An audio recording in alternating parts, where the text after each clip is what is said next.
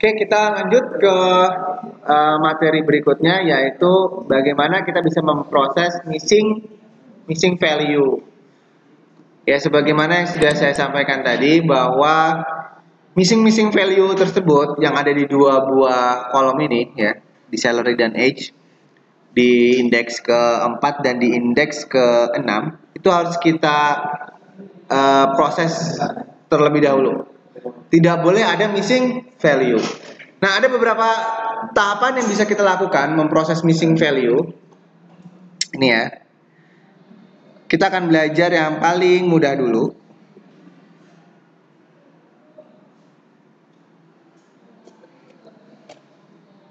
Yang belum saya buka apa ya?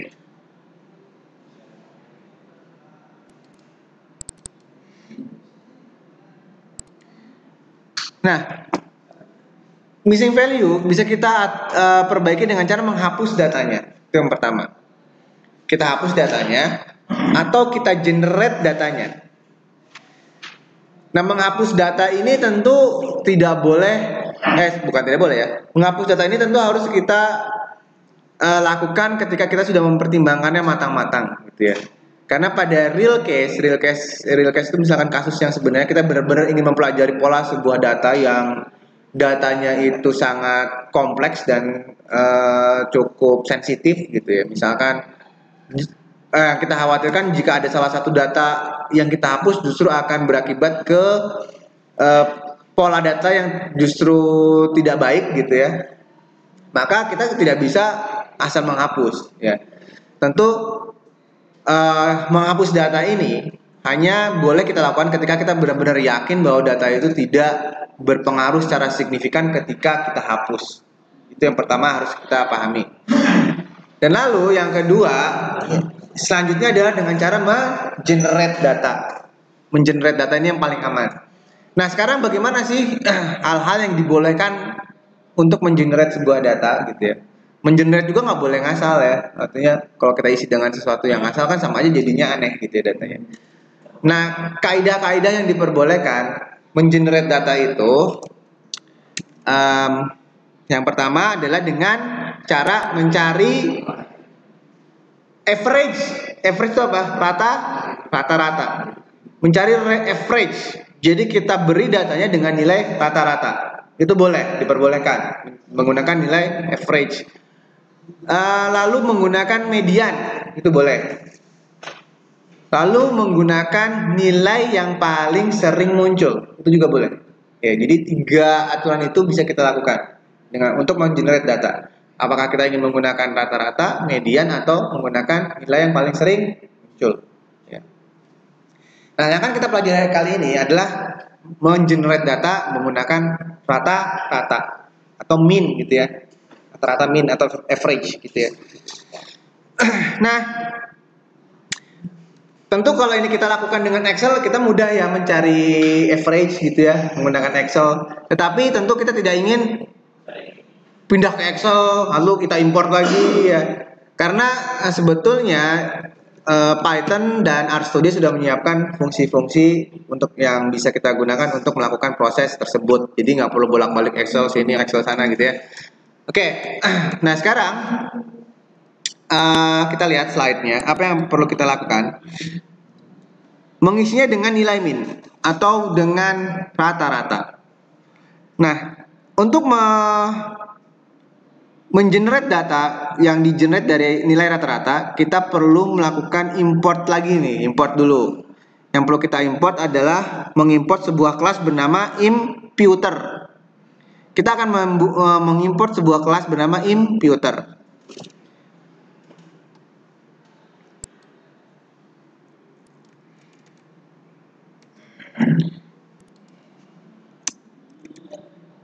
Nah, itu silakan ketikkan from stocklearn.preprocessing import imputer. Dan saya akan jelaskan. Nah, saya akan jelaskan sedikit. Ini kan mungkin teman-teman melihat sesuatu yang berbeda dengan teknik import yang ada di atasnya. Sebenarnya yang kita importkan tuh from stocklearn, ya, sklearn itu stocklearn.preprocessing, ini sebenarnya nama package-nya, ya. Ya, jadi yang pertama sebelum kata importnya adalah package di mana kelas itu berada.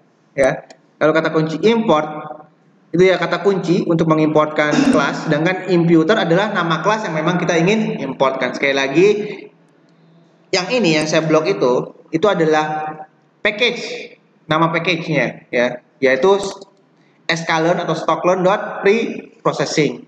Sedangkan imputer ini adalah kelas yang memang akan kita import. Oke, kalau yang ini kita tidak perlu mengimportkan, tidak perlu memberitahu package-nya ya, karena memang sudah mungkin terletak pada package yang sama dengan project yang kita secara default gitu ya. Nah, sedangkan imputer ini terletak pada package yang berbeda, sehingga kita harus memberitahu compiler di mana package tersebut berada. Gitu ya. Sekali lagi, kelas yang kita importkan bernama imputer. Imputer digunakan untuk mengenerate nilai min, sebuah min value ya dari matriks tentunya ya. Oke, nah bagaimana cara mengenerate-nya? Oke, di sini akan saya copy dan saya jelaskan lagi. Ini akan saya lebarkan dulu biar lebih terlihat.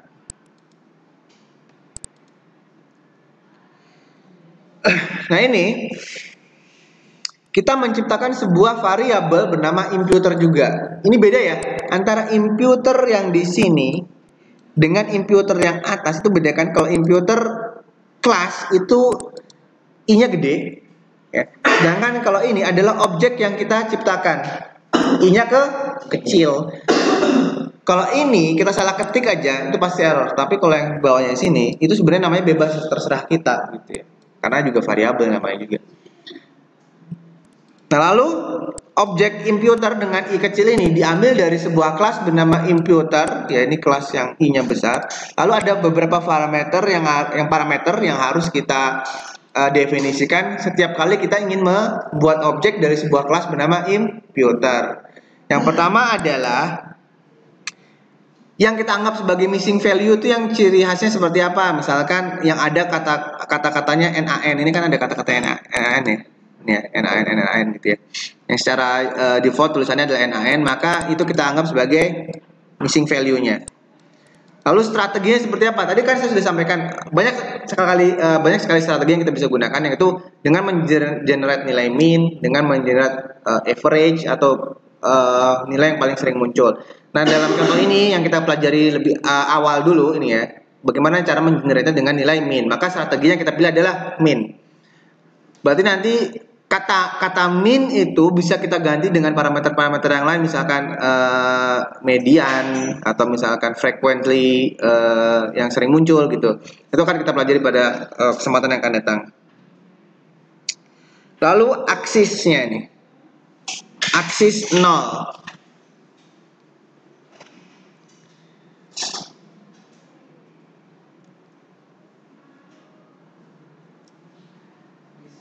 Nol ini apa? Aksis itu kan sumbu ya. Kan hanya ada dua sumbu gitu kan, X dan Z gitu kan, X dan Y gitu kan. Kalau kita pilih 0 itu yang berarti yang kita pilih adalah kolom. Kalau kita tekan 1 berarti yang kita pilih adalah baris. Tentu kalau kita punya format data seperti ini, cara menghitung rata-ratanya adalah menghitung kolom kan ya. Kita menambahkan semua nilai yang ada dalam kolom. Ya, format kolom ini. Bukan melihat dari baris, gitu ya.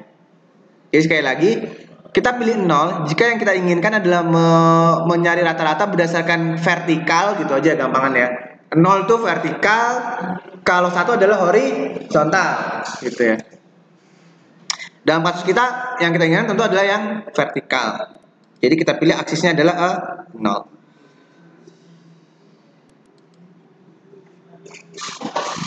Silakan diketikkan dulu, itu lumayan cukup panjang.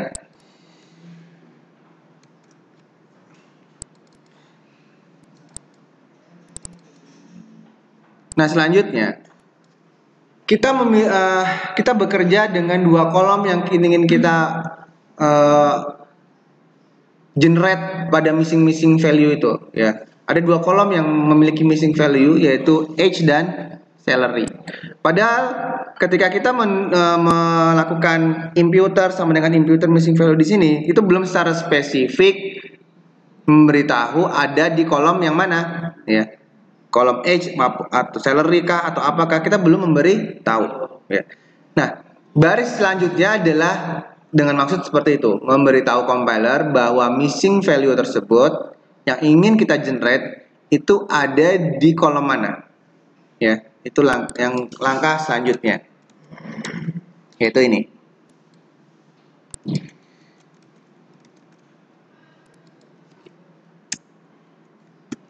Ya. Kita ingin memberitahu bahwa missing value tersebut ada di kolom 1 dan 2. Barisnya mana? Semuanya. Kita ingin dia cek semua baris yang ada di kolom 1 dan 2. Sehingga parameter pertama adalah semua baris titik 2, sedangkan parameter kedua adalah kolom 1 dan 2. Kolom 1 dan 2 kalau nulisnya kayak gini. Ya, memang cara penulisannya ada exclude dan ada include. Nanti saya akan jelaskan. Saya akan pause dulu untuk menjelaskan apa itu exclude dan include, ya. Nah, dengan cara seperti ini sudah saya jelaskan tadi di whiteboard, ya, agar terekam juga di video ini. Saya jelaskan secara singkat bahwa ini, ya, ada dua buah parameter juga yang harus kita perhatikan, bahwa kita ingin mencoba memberitahu compiler bahwa kolom yang sedang kita perhatikan untuk kita hilangkan missing value-nya itu kita tentukan range-nya.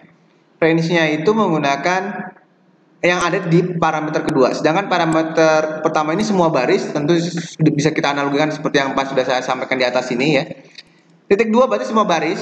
Sedangkan untuk kolom kita buatkan range, yaitu kolom 1 dan 2. Kolom 1 dan 2 saja.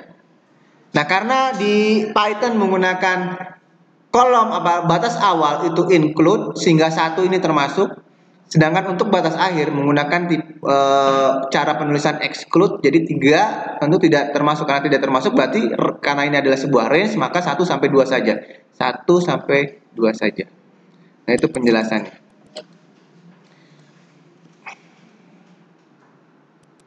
Nah, sebelum kita compile, ada satu lagi yang perlu kita ketikkan, ya, biar nanti compile-nya sekalian 3 baris program. Satu lagi ini. Nah, apa sih sebenarnya yang baris ketiga ini? Ya, baris ketiga ini adalah sebenarnya kita kan udah punya sebuah matrix of feature, ya, bernama X di sini nih. Kita sudah punya matriks bernama X. Kita lihat lagi. Kalau kita udah lupa, kita lihat X itu isinya apa. Dengan cara mengetikkan X lalu kita enter. Nah, kita bisa melihat di situ. X nilainya adalah ini. Di situ masih ada nilai-nilai yang tulisannya NaN kan? Lihat nih, ini NaN, ini NaN. Lihat itu. Nah, padahal kita ingin NaN itu kita ubah dan kita generate dari nilai rata-rata. Nah, sekarang baris ketiga ini, sekali lagi, baris ketiga ini adalah untuk mengimplementasikan agar NaN-nya di-replace, gitu ya. Yang ini kan matriks X. Oke, ini adalah matriks X. Lalu semua baris, ini kan ya, semua baris. Berarti semua baris hanya di kolom 1 dan 2. Berarti hanya ini kan, satu kolom 1 dan 2 di-replace dengan hasil generate. Ya, dengan perintah imputer.transform. Ya, sekali lagi, imputer.transform adalah untuk perintah pengeksekusian pengeneratan min-nya, ya. Sedangkan fit ini hanya untuk menentukan kolomnya yang mana, gitu ya. Oke, langsung kita tiga-tiganya kita compile. Ctrl Alt Enter. Ada error, ya. Name error, name imputer is not found. Oh, berarti kita harus compile mulai dari yang atas karena importnya belum saya eksekusi. Karena dia nggak tahu. Tadi ketika saya compile, dia belum menemukan apa itu imputer, dia belum mengenali karena saya lupa memblok yang bagian atasnya, bagian importnya. Kita blok. Oke, kita lihat di situ sudah tidak ada pesan error, ya. Lalu kita cek lagi, X-nya sudah berubah nggak? Tulisan NaN-nya masih ada nggak? Tentu harapan kita tulisan NaN-nya hilang kan ya, karena sudah di generate X. Atau nggak kelihatan ya? Dari sini aja.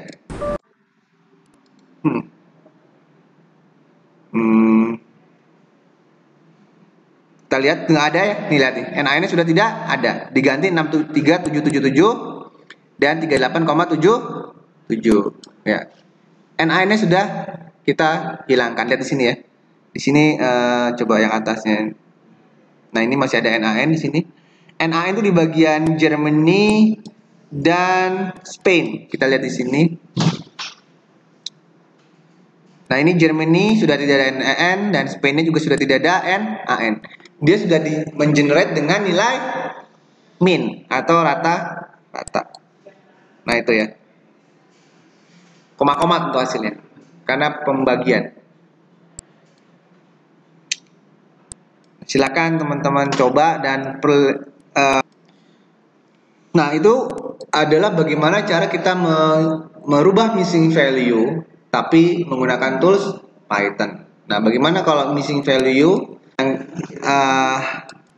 kita ingin perbaiki tapi menggunakan tools RStudio? Tentu logiknya sama, hanya saja mungkin teknis tahapannya yang sedikit beda karena beda tools.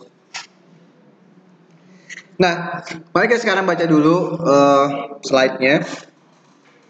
Nah, berbeda dengan Python, penanganan missing data atau missing value pada RStudio dilakukan secara terpisah untuk masing-masing kolom. Kalau tadi kan kita bisa pakai range ya, 1 sampai 2 atau 1 sampai 3 nulisnya, tapi karena 3-nya adalah exclude maka 3-nya nggak dianggap gitu ya. Nah, tapi kalau untuk RStudio nggak bisa pakai range kayak gitu, harus satu-satu tentuin dulu kolom mana sendiri-sendiri gitu ya. Nah, karena kita punya 2 kolom yang ingin kita perbaiki missing value-nya, kita satu-satu. Sekarang yang akan kita perbaiki di kolom H dulu misalkan ya. Nah, lalu setelah itu kita pindah ke kolom salary. Nah, sekarang kita berpindah ke RStudio. Silakan tampilkan RStudio-nya. RStudio ini, tadi kita sudah import datasetnya ya. Nah, RStudio ini kita ngetiknya yang di bagian atas ini ya, jangan ngetik yang di sini. Ini konsol, editornya yang atas ya. Yang bawah ini konsol sekali lagi, sedangkan yang atas adalah editornya.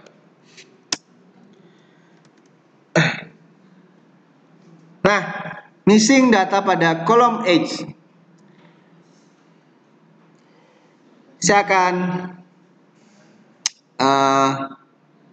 ketikkan ini dulu.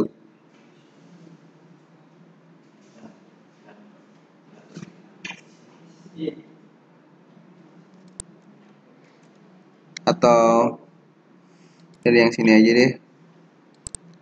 Nggak bisa ya. Nah, nanti akan saya jelaskan ini apa.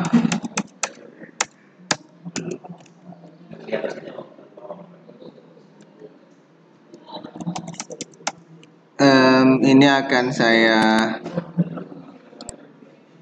lebarkan dulu.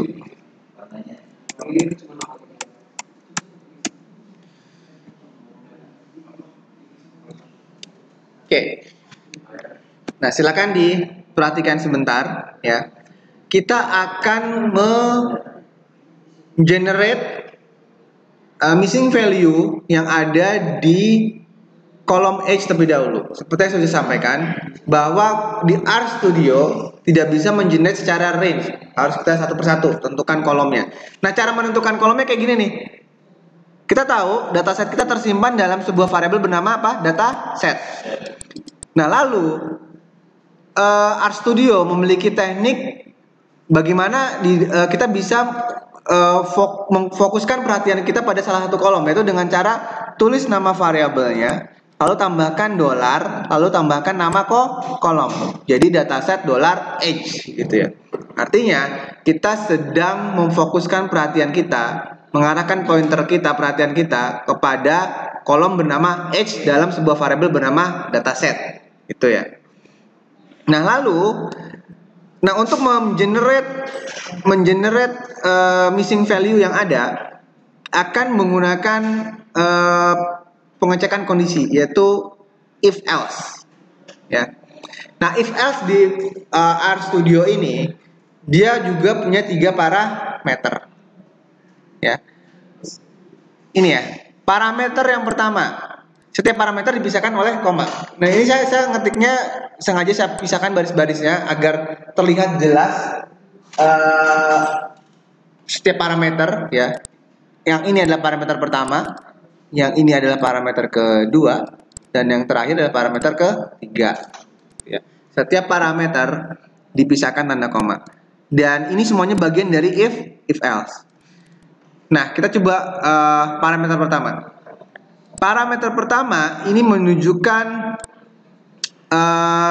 kondisinya. Jadi kalau kita punya blok if,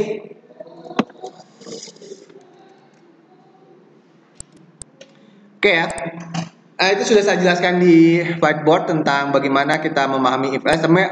Agar terekam juga di video akan saya jelaskan dengan singkat bahwa if else punya 3 buah parameter. Parameter pertama itu adalah deklarasi kondisinya, sedangkan parameter kedua adalah statement jika kondisinya terpenuhi. Ya, jadi ini akan tergantung dari kondisi yang pertama, dari parameter kedua akan sangat tergantung dari parameter pertama. Jika parameter pertama bernilai true, maka yang akan dieksekusi adalah parameter kedua. Sedangkan jika parameter pertama bernilai false, maka yang akan dieksekusi adalah parameter ketiga. Parameter keduanya akan diabaikan, kayak gitu. Nah, kita lihat di sini. Is NA data set $H. Artinya jika kolom H pada variabel dataset bernilai NA, berarti tidak ada isinya kan, NA, none, hampir sama dengan none gitu ya. Jika ini bernilai true, maka kita generate min-nya. Ini kan ya, cara mengenerate min-nya. Tetapi jika ini tidak none, maka tetap menggunakan nilai yang semula. Gitu maksudnya, ya. Nah, silakan diketikkan dulu. Oke, mari kita coba compile. Sekali lagi cara mengcompilenya cukup Alt Enter ya. Nah, ini kita bisa lihat di sini, jika tidak ada pesan error, maka kita bisa berasumsi bahwa yang kita ketikkan sudah benar. Dan untuk melihat perubahannya, ya, lihat di situ. Kita bisa melihat kolom H ya sudah tidak ada nilai none-nya karena sudah di generate.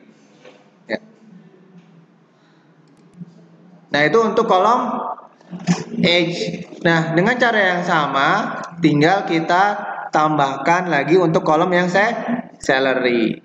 Ya, silakan diketikkan dengan cara yang sama.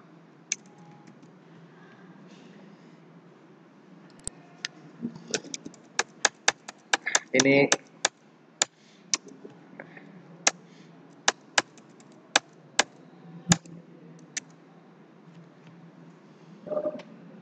tinggal tulisan H-nya kita ganti dengan salary.